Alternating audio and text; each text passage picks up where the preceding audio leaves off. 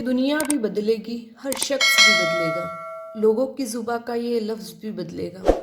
मायूस मत होए परिंदे इन घड़ियों के परिवर्तन से, ये ऋतु भी बदलेगी, ये वक्त भी बदलेगा। वक्त अपने साथ एक आजमाइश लेके आता है।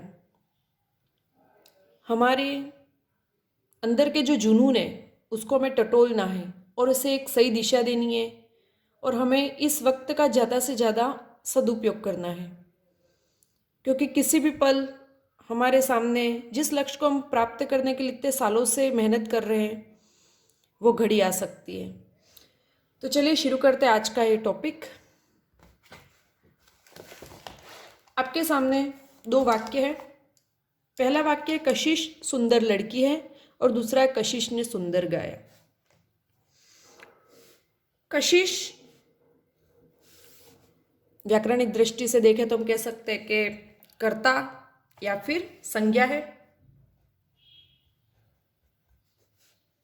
व्यक्तिवाचक संज्ञा हो गई। फिर आपके सामने सुंदर दोनों पंक्तियों में दिखाई दे रहा है, और फिर लड़की और गाया। लड़की भी संज्ञा शब्द है, और गाया गाना जो है वो हमारे क्या है, क्रिया है। इन दोनों वाक्यों में कॉमन एक चीज है, सुंदर। यहां पर भी आपको सुंदर दिखाई दे रहा है और यहां पर भी सुंदर, लेकिन यह सुंदर क्या है, विशेषण है या क्रिया विशेषण, इसका निश्चय कौन करता है? इसका निश्चय उस शब्द के बाद आने वाला शब्द, यदि वो संज्ञा या सर्वनाम शब्द है तो वह विशेषण होगा, अगर वो क्रिया है तो वह क्रिया विशेषण होगा। कशिश सुंदर लड़की है, यहां इस लड़की की विशेषता क्या है कि वह सुंदर है। तो यहां पर ये जो विशेष सुंदर है वो एक विशेषण शब्द है, जो कि गुणवाचक, उसके गुण बता रहा है, इसलिए गुणवाचक विशेषण शब्द है। जबकि कशिश ने सुंदर गाया, गाना क्रिया है, उस गाने क्रिया की विशेषता बताने वाला शब्द है यह सुंदर, इसलिए यहां पर सुंदर क्रिया विशेषण है। यहां हम प्रश्न पूछेंगे, कशिश कैसी लड़की है? कशिश सुंदर लड़की है। यहां पर हमने प्रश्न किया कशिश ने कैसे गाया, तो यहां पर हमको मिला जवाब सुंदर। तो यहां पर लड़की संज्ञा शब्द के साथ प्रश्न किया और उत्तर मिला तो वो विशेषण, जबकि क्रिया के साथ अगर हम प्रश्न करते हैं और हमें उत्तर मिलता है तो वो हमेशा क्रिया विशेषण होता है। तो चलिए शुरू करते हैं क्रिया विशेषण की परिभाषा, क्रिया विशेषण की पहचान कैसे करें। तो कल जो लास्ट वीडियो था उसमें हमने क्रिया विशेषण एक अविकारी शब्द है, अव्यय शब्द है, जिसकी पहचान हम कैसे करेंगे? तो ऐसे शब्द जिनसे हमें उस शब्द के लिंग वचन कारक काल या वाच्य का ज्ञान नहीं हो, वो सब अविकारी शब्द या अव्यय शब्द कहलाते हैं। अव्यय कितने होते हैं? तो अव्यय के 4 भेद या 4 प्रकार होते हैं, क्रिया विशेषण, संबंध बोधक, समुच्चय बोधक, विस्मयादि बोधक, और 5वें रूप में हम पढ़ेंगे निपात, लेकिन वो इसका भेद नहीं है, इसी के अंतर्गत वो गिना जाता है। उसके बाद चलिए तो आज शुरू करते हैं हम अविकारी शब्दों का सबसे पहला भेद, क्रिया विशेषण। इसकी परिभाषा से शुरू करते हैं। क्रिया विशेषण, जिसे अंग्रेजी में एडवर्ब भी कहते हैं, इसकी परिभाषा कुछ यूं है, ऐसे अव्यय शब्द जो क्रिया की विशेषता बतलाते हैं उन्हें क्रिया विशेषण कहते हैं। अगर हम इस परिभाषा पर गौर करें तो क्रिया विशेषण में हमको 3 चीजें मिलती है। पहली तो क्रिया विशेषण क्या है? अव्यय, या फिर इसी को हम कह सकते अविकारी शब्द है। अव्यय या अविकारी शब्द का मतलब क्या हुआ? ऐसे शब्द जिनमें ना तो हम उन शब्द का लिंग वचन कारक काल या वाच्य किसी भी चीज का हमें ज्ञान नहीं हो सकता, वो ऐसे शब्द होते हैं जिनसे हम इन चीजों का पता नहीं लगा सकते। सेकेंड चीज हमको पता चलती है इसमें, ये क्या है? मूलतः क्रिया, और तीसरा है विशेषता। 3 शब्द मुख्यतः निकल के आते हैं। अब क्रिया क्या है? सबसे पहले तो हमें वाक्य में क्रिया की पहचान आनी चाहिए, तभी हम क्रिया विशेषण की पहचान कर सकते हैं। क्रिया वह प्रत्येक कार्य, क्रिया का मतलब है कोई भी कार्य जो हम करते हैं या जो भी किसी भी कार्य के करने या होने का जो भाव होता है, जैसे प्रातःकाल उठने से लेकर रात को सोने तक हम जितने भी काम करते हैं वो सभी हमारे क्रिया के अंतर्गत आएंगे। और उस क्रिया की विशेषता, विशेषता बताने वाले शब्द विशेषण। और ये क्या क्या विशेषता बता सकते हैं, जैसे उस क्रिया के गुण, दोष, आकार, दशा, मात्रा, इन सारी चीज़ों के वो।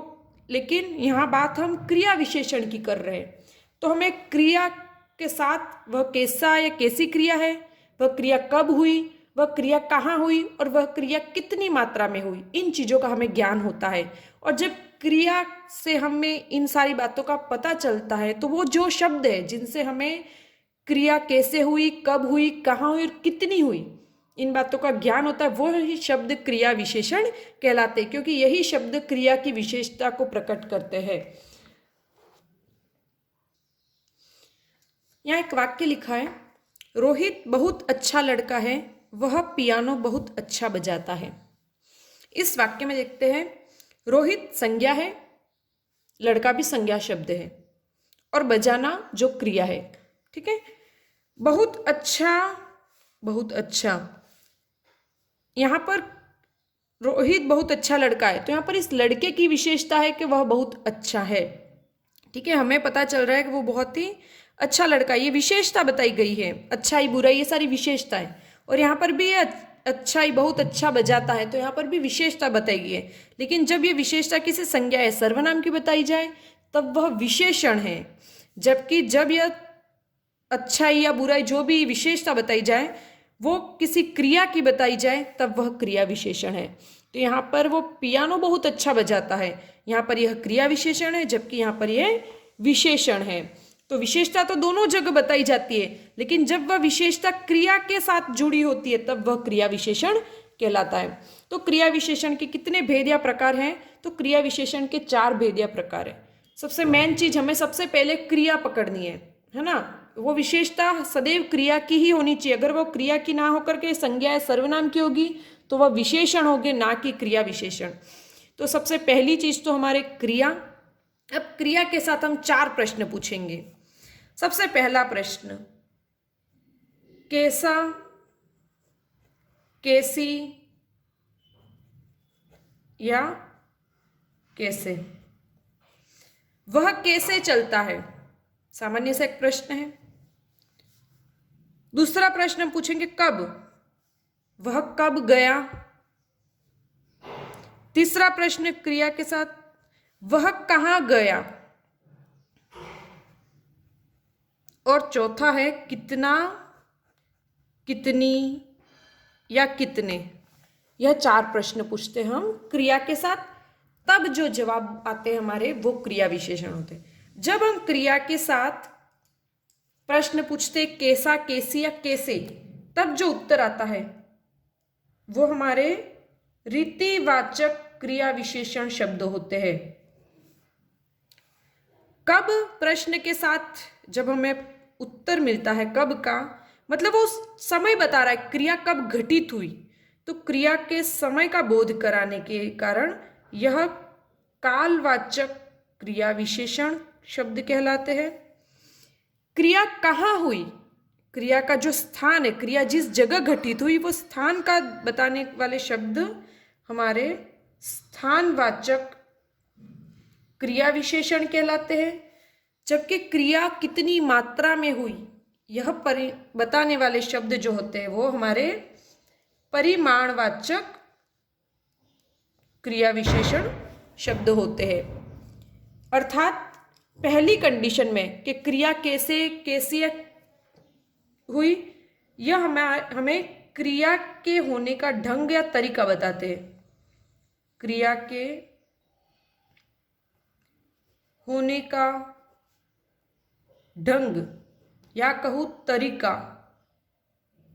या कहूँ क्रिया का निश्चय, अनिश्चय, निषेध इत्यादि जो इसके सूचक शब्द, उनके माध्यम से हम और भी डिटेल में पढ़ेंगे।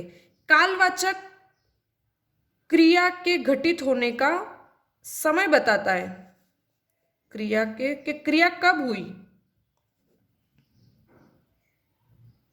होने का समय। स्थानवाचक जो है वह हमें क्रिया के घटित होने का स्थान बताता है।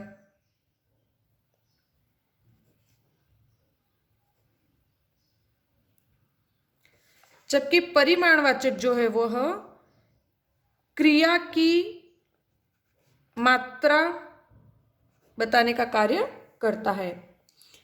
इन चारों में से रीतिवाचक, कालवाचक, स्थानवाचक और परिमाणवाचक, इन क्रिया विशेषणों की पहचान करने के लिए हमें सबसे पहले अव्यय या अविकारी जो शब्द है उनकी पहचान के हमने कल कुछ मेन चीज़ें थी जो समझी थी कि उनसे इजी होता हमारे लिए कि कहाँ पर विशेषण है या फिर कहाँ क्रिया विशेषण है। तो इनकी पहचान के लिए सबसे पहला पॉइंट था कि व्यक्ति, वस्तु या स्थान नहीं हो, मतलब संज्ञा सर्वनाम शब्द नहीं होगा तो ही वो क्रिया विशेषण होगा। दूसरी चीज, वह विशेषण भी नहीं होना चाहिए, मतलब कैसा है कैसी का जवाब नहीं मिलना चाहिए तब वह। तीसरा था क्रिया नहीं होनी चाहिए। और चौथा था भाई प्रत्यय न लगा हो, तब जाके ये सारे शब्द अविकारी शब्द या अव्यय शब्द कहलाते हैं। तो इन चीज़ों को हमें आज के लेसन में भी ध्यान रखना है। लेकिन आप बोलोगे भाई स्थान, व्यक्ति वस्तु स्थान नहीं होना चाहिए, और यहाँ पर तो स्थानवाचक एक अलग से पूरा पूरा भेद है, वह कैसे? तो यहाँ पर हमें किसी स्थान का नाम नहीं मिलेगा, बल्कि वो क्रिया जिस जगह घटित हुई उस स्थान की स्थिति का हमें ज्ञान होगा। तो कुछ ऐसे शब्द हैं जो हम साथ साथ में पढ़ते जाएंगे, जिनसे हमें और ज़्यादा ये चीज़ें क्लियर हो जाएगी। रीतिवाचक, कालवाचक और स्थानवाचक क्रिया विशेषण शब्द वाक्य में क्रिया के आगे पीछे हो सकते हैं, मतलब क्रिया से हटकर भी आगे हो सकते हैं। लेकिन परिमाणवाचक जो क्रिया विशेषण है वह क्रिया के जस्ट पहले होना चाहिए। ऐसा नहीं है कि पहले क्रिया विशेषण शब्द आया फिर उसके बाद कोई और शब्द और फिर क्रिया आई, नहीं। परिमाणवाचक शब्द में क्रिया विशेषण जो है वो क्रिया के सीधे पहले होता है। तो यहाँ पर हम यह चीज नोट करके लिख देते हैं, परिमाणवाचक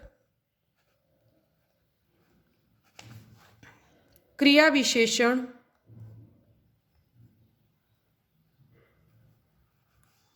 क्रिया के पहले ही होगा। अर्थात यहाँ पर यह विशेषण वाक्य में कहीं पर भी हो सकते हैं, लेकिन परिमाणवाचक क्रिया विशेषण में यह शर्त होगी कि क्रिया के जस्ट पहले होगा। क्योंकि अगर क्रिया के पहले कोई और शब्द आया जो संज्ञा सर्वनाम शब्द है और उसके बाद क्रिया है, तो वह क्रिया विशेषण ना होकर के वह विशेषण, परिमाणवाचक विशेषण शब्द हो सकता है, ना कि परिमाणवाचक क्रिया विशेषण शब्द होगा। तो चलिए एक एक को डिटेल में पढ़ते हैं हम। रीतिवाचक क्रिया विशेषण का पहला भेद पढ़ते हैं, जिसकी परिभाषा है, जिस क्रिया विशेषण शब्द से क्रिया के होने का ढंग या रीति का पता चलता है उसे रीतिवाचक क्रिया विशेषण कहते हैं। मतलब क्रिया कैसे हुई, उसके होने की पद्धति, तरीका, ढंग जो होता है वो पता चलता है हमको इससे। इसमें नोट में हमने लिखा है, क्रिया के साथ कैसा, कैसी, कैसे प्रश्न पूछने पर जवाब में व्यक्ति, वस्तु व स्थान का नाम नहीं आना चाहिए। सबसे पहली कंडीशन है हमारी, क्योंकि व्यक्ति, वस्तु, स्थान का नाम आ गया तो वह हमारे क्रिया विशेषण नहीं होगी। ऐसी कंडीशन में ही वह क्रिया विशेषण शब्द होगा। अगर वो व्यक्ति, वस्तु, स्थान है तो वो क्रिया विशेषण हो ही नहीं सकता, वो फिर संज्ञा शब्द हो जाएगा। चलिए पहला उदाहरण देखते हैं। उसने तेज दौड़कर गेंद पकड़ी। उसने जो है वो हमारे हो गया सर्वनाम। तेज, तेज के बाद शब्द है हमारे दौड़कर।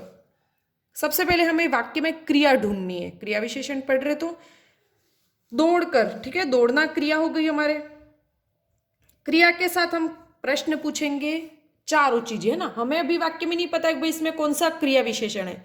सबसे पहला प्रश्न हमने पूछेंगे, उसने कैसे दौड़कर गेंद पकड़ी। हमने क्रिया के साथ क्या प्रश्न किया, कैसे। उसने कैसे दौड़कर गेंद पकड़ी, तो उसने तेज दौड़कर। उत्तर में हमें आ गया तेज, मतलब यह हमारे रीतिवाचक क्रिया विशेषण है। अगर मैं पूछती प्रश्न, उसने कब दौड़कर, कब का उत्तर आ रहा है, नहीं। उसने कहाँ दौड़कर, उत्तर नहीं आ रहा है। उसने कितना दौड़कर, तो भी उत्तर नहीं आ रहा। यहां पर हमें क्रिया के साथ कैसे प्रश्न पूछने पर ही उत्तर मिल रहा है, इसलिए रीतिवाचक क्रिया विशेषण। इस चीज को आप सेकेंड जो मैं समझाना चाहती हूँ वो दूसरे वाक्य में और भी आसान से आप समझ सकते हैं। वह धीरे धीरे पहाड़ पर चढ़ता है। इस वाक्य में क्रिया कौन सी हुई? चढ़ता। चढ़ना क्रिया हो गई हमारे।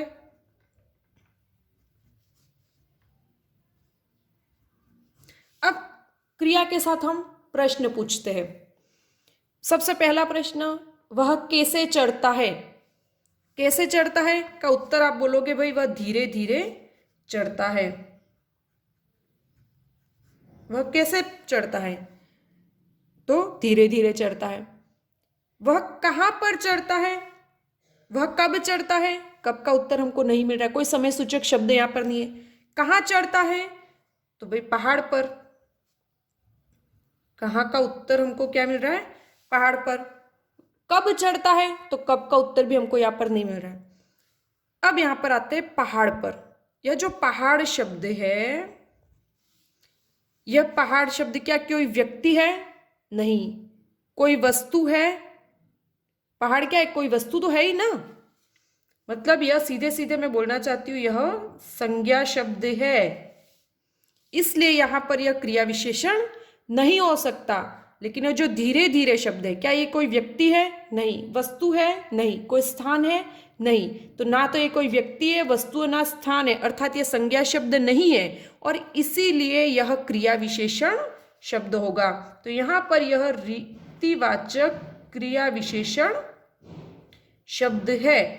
तो क्रिया के साथ कब, कैसे, कहाँ और कितना है प्रश्न पूछने पर उत्तर तो आपको वाक्य में दूसरे शब्द भी मिल जाएंगे, बहुत सारे मिल जाएंगे, लेकिन उस शब्द को भी आपको टैली करना है कि वह शब्द ना तो कोई व्यक्ति होना चाहिए, ना वस्तु होना चाहिए, ना ही स्थान होना चाहिए। तो पहाड़ यहाँ पर एक चीज, एक वस्तु है, ठीक है। इसलिए यहाँ पर यह संज्ञा शब्द है और इसीलिए यहाँ पर यह स्थानवाचक क्रिया विशेषण नहीं हो सकता।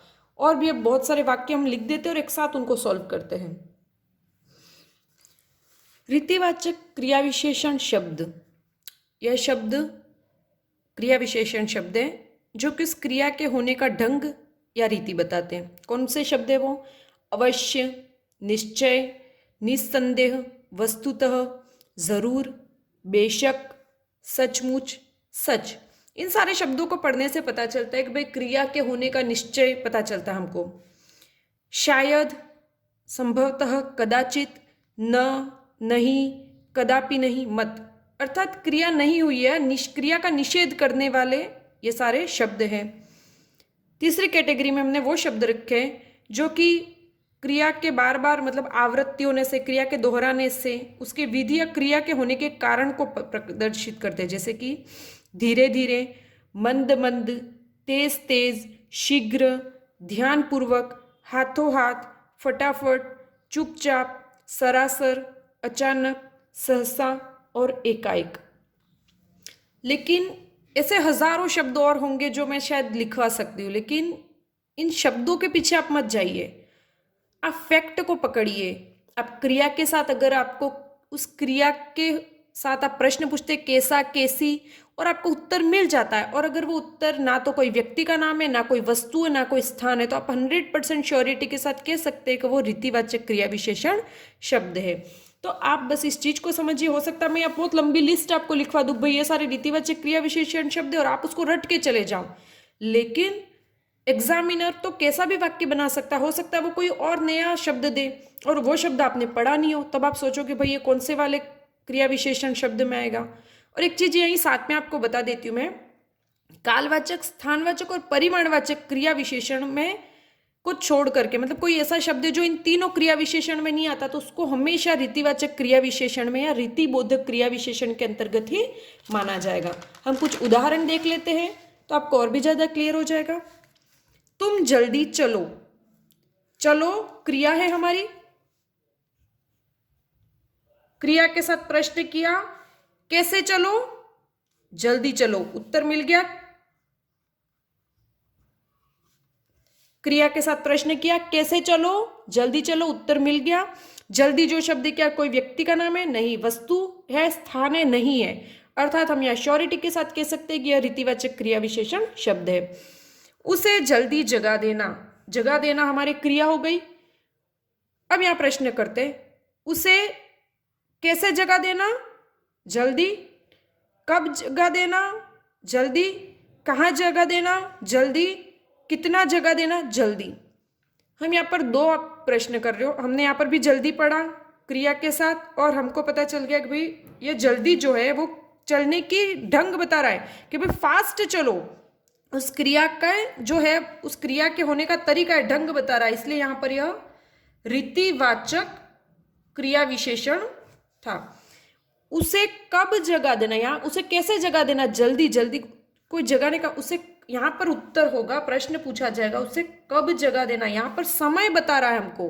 देखो जल्दी दोनों में है, प्रश्न आपने दोनों में किए लेकिन प्रश्न बदल जाएंगे, और यहाँ पर ये जो जल्दी शब्द है वो रीतिवाचक क्रिया विशेषण ना होकर के हमारे कौन सा हो जाएगा, कालवाचक क्रिया विशेषण।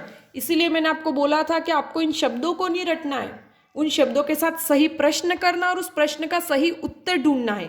आप अपनी मर्जी से आप यूं नहीं कर सकते भाई यहाँ पर भी तो मैं कैसे लगा सकता हूँ, उसे कैसे जगह देना, तो यहाँ पर जल्दी नहीं होगा, ठीक है। यहाँ पर यह समय का सूचक है। तीसरा वाक्य देखते हैं, सोनाली जल्दी जल्दी मुंह में लड्डू ठूसने लगी। यहाँ पर क्रिया कौन सी है, ठूसने लगी, यह हमारी क्रिया। सबसे पहले वाक्य में हमको क्रिया पहचाननी है, ठीक है। अब क्रिया की विशेषता प्रकट करने वाले सबसे पहला प्रश्न क्या करेंगे हम, कैसे ठूसने लगी, कैसे का उत्तर हमको मिल गया, जल्दी जल्दी। मतलब यहां पर ये जो जल्दी जल्दी शब्द है वह रीतिवाचक क्रिया विशेषण है। प्रश्न नंबर 2 करते हम, कब ठूसने लगी, सोनाली जल्दी जल्दी, कोई समय का जिक्र नहीं है। कहाँ ठूसने लगी, तो कहाँ में आप बोल सकते हो मुंह में, लेकिन ये मुंह जो शब्द है वो हमको पता है कि भाई ये संज्ञा शब्द है, और इसीलिए यहां पर यह स्थानवाचक क्रिया विशेषण नहीं होगा। जबकि जो जल्दी जल्दी शब्द है वो ना कोई व्यक्ति है, ना वस्तु है, ना स्थान है, इसलिए यहां पर यह रीतिवाचक क्रिया विशेषण होगा। और कितना, तो मात्रा भी हमारे पास नहीं है, इसलिए यहां पर सिर्फ और सिर्फ एक ही क्रिया विशेषण है। किसी किसी वाक्य में एक से अधिक भी क्रिया विशेषण शब्दों का प्रयोग हमको मिलेगा। अगला वाक्य देखते हैं, भूकंप के बाद जनजीवन धीरे धीरे सामान्य होने लगा। अब इसमें क्रिया कौन सी पहचानो, तो जो पूरा सामान्य होने लगा यह पूरी यहाँ पर क्रिया है। कैसे सामान्य होने लगा, धीरे धीरे, कैसे का उत्तर हमको प्राप्त हो गया। क्रिया के साथ प्रश्न किया हमने, कब, कोई उत्तर नहीं है, कहाँ नहीं, और कितना, इसका भी कोई उत्तर हमको यहाँ पर नहीं मिल रहा है। कोई चीज धप्प से आंगन में गिरी, गिरना हमारे क्रिया हो गई। कैसे गिरी, धप्प से, ये पूरा हमारे रीतिवाचक क्रिया विशेषण है। कब गिरी, समय नहीं, कहाँ गिरी, आंगन में, लेकिन ये आंगन जो है वो हमारे स्थान है, और स्थान हमेशा संज्ञा शब्द है, और हमने कहा था कि व्यक्ति वस्तु या स्थान का नाम नहीं होना चाहिए। तो कहाँ का उत्तर तो हमें प्राप्त हो रहा है स्थान, आंगन में, लेकिन वो जो आंगन है वो एक स्थान है, इसलिए यहाँ पर यह क्रिया विशेषण नहीं है। जबकि धप्प से जो है, कैसे प्रश्न के उत्तर से हमको धप्प से उत्तर मिल रहा है, वह रीतिवाचक क्रिया विशेषण है। और देखिए, टॉमी फुर्ती से चोर पर झपटा, झपटना क्रिया हो गई, ठीक है। कैसे झपटा, फुर्ती से, तो जो फुर्ती से शब्द है वो हमारे रीतिवाचक क्रिया विशेषण है। और कब, कहाँ और कितना, इसका कोई उत्तर नहीं है हमारे पास, ठीक है। तो यहाँ पर रीतिवाचक। प्रश्न नंबर एग्जाम्पल 9 है, तेजिंदर सहम कर कोने में बैठ गया। बैठ गया क्रिया है हमारे पास। कैसे बैठ गया, सहम कर बैठ गया। तो हमने बात की थी, हम हजारों क्रिया विशेषण रट नहीं सकते, सिर्फ हमें क्रिया के साथ प्रश्न करना है और उत्तर मिल जाता है। कैसे, सहम कर, कहाँ, कोने में, कोना क्या एक स्थान है, और इसलिए यह क्रिया विशेषण नहीं हो सकता। जबकि कैसे, सहम कर, सहम करना तो कोई व्यक्ति ना वस्तु ना स्थान, इसलिए यह हमारे क्रिया विशेषण हो गया। वो भी कौन सा, रीतिवाचक क्रिया विशेषण, क्योंकि ये क्रिया के होने का तरीका बता रहा है। कैसे बेटा, सहम कर, कैसे झपटा, फुर्ती से, कैसे गिरी, धप्प से। तो हमने बहुत सारे अभी रीतिवाचक क्रिया विशेषण शब्द पढ़े, लेकिन इनमें आपको ना तो कहीं धप्प से, सहम कर, फुर्ती से ये शब्द दिखाई नहीं दिए। तो इसी तरीके के बहुत सारे एग्जाम्पल्स हो सकते हैं, बहुत सारे शब्द हैं जो रीतिवाचक क्रिया विशेषण के अंतर्गत आते हैं। तो हमको उनकी पहचान बस यही करनी है, क्रिया के साथ कैसा, कैसी प्रश्न पूछा जाए, उत्तर में हमको जो शब्द मिला है ना तो वो कोई व्यक्ति का नाम हो, ना कोई वस्तु का नाम हो, ना ही कोई स्थान का नाम होना चाहिए, तब वो 100% रीतिवाचक क्रिया विशेषण शब्द होगा। कुछ एग्जाम्पल्स और डिस्कस कर लेते हैं। वह ठिठिया कर हंसने लगी। हंसने लगी ये पूरी क्रिया है हमारी। कैसे हंसने लगी? ठिठिया कर। केशव ने झुंझला कर कहा। कैसे कहा? झुंझला कर। राम घबरा कर उठा। उठा क्रिया, उठना क्रिया। कैसे उठा? घबरा कर। श्यामा ने गिड़गिड़ा कर कहा। कैसे कहा? गिड़गिड़ा कर। तो ठिठिया कर, झुंझला कर, घबरा कर, गिड़गिड़ा कर, इन सब में पीछे आपको कर मिल रहा है। ठीक है, तो इनमें हंसने, कहने, उठने, बोलने, ये जैसे भी क्रियाएं हुई वो कैसे हुई, यह चीज हमें पता चल रही है। तो इन क्रियाओं के होने का तरीका या रीति पता होने के कारण ये सारे शब्द हमारे रीतिवाचक क्रिया विशेषण शब्द है। अब इनकी पहचान करने का एक आसान सा तरीका है कि कर वाले शब्दों के क्रिया विशेषण होने की एक पहचान यह है कि ये अक्सर क्रिया के ठीक पहले आती है। देखो, क्रिया के जस्ट पहले कोई और शब्द नहीं है बीच में, क्रिया के सीधे पहले ये सारे शब्द आपको दिखाई दे रहे हैं। तो ये सारे एग्जाम्पल्स मैंने आपकी बुक से ही लिए, क्योंकि किताब आपने पढ़ा होगा, केशव और श्यामा का एक बहुत सुंदर सी एक कहानी है, नादान दोस्त, उस कहानी में ही ये सारे शब्द आए थे। तो ये सारे जितने भी शब्द है ये क्रिया विशेषण है। घबरा कर, झुंझला कर, ठिठिया कर, गिड़गिड़ा कर, और ये क्रिया के जस्ट पहले आ रहे हैं, और ये शब्द क्रिया के होने के तरीके को हमें बता रहे इसलिए। और ये शब्द ना तो कोई व्यक्ति का नाम है, ना वस्तु का नाम है, ना ही किसी स्थान का नाम है। इस कारण ये सारे रीतिवाचक क्रिया विशेषण शब्द हुए। तो इस प्रकार आज हमने रीतिवाचक क्रिया विशेषण यहाँ पर समाप्त करते हैं। बहुत ही आसान है इसकी पहचान। क्रिया के साथ हमको कैसा, कैसी या कैसे प्रश्न करने हैं। कुछ रीतिवाचक क्रिया विशेषण शब्द भी देखे हमने जिनसे हमें पता चल जाए। कुछ शब्द हम बना लेते हैं। वह अवश्य आएगा, आना क्रिया, उस अवश्य आएगा। वह शायद गया हो। तेज तेज दौड़ना, यह सरासर झूठ है। अचानक बारिश होने लगी। तो ये सारे जितने भी और भी बहुत सारे एग्जाम्पल्स हम बना सकते हैं इन शब्दों को लेकर भी, लेकिन मैंने वैसे एग्जाम्पल्स चुने जो हमारी पाठ्य पुस्तक के पीछे दिए गए, क्योंकि मेरे हिसाब से वो ज़्यादा इम्पोर्टेंट है और उनमें से आपके किसी कॉम्पिटिटिव एग्जाम्स में भी प्रश्न पूछे जा सकते हैं। और भी ऐसे बहुत सारे एग्जाम्पल्स हम सॉल्व करेंगे आगे, जब इसकी पूरी प्रश्नमाला सॉल्व करेंगे। कल हम पढ़ेंगे हमारा दूसरा क्रिया विशेषण, कालवाचक क्रिया विशेषण। आज हमने रीतिवाचक क्रिया विशेषण पढ़ा। आशा करती हूँ आपको वीडियो पसंद आया। अगर यह वीडियो आपको समझ में आया तो आप लाइक कीजिए, चैनल को सब्सक्राइब कीजिए और इसे अपने दोस्तों के साथ भी शेयर ज़रूर कीजिएगा।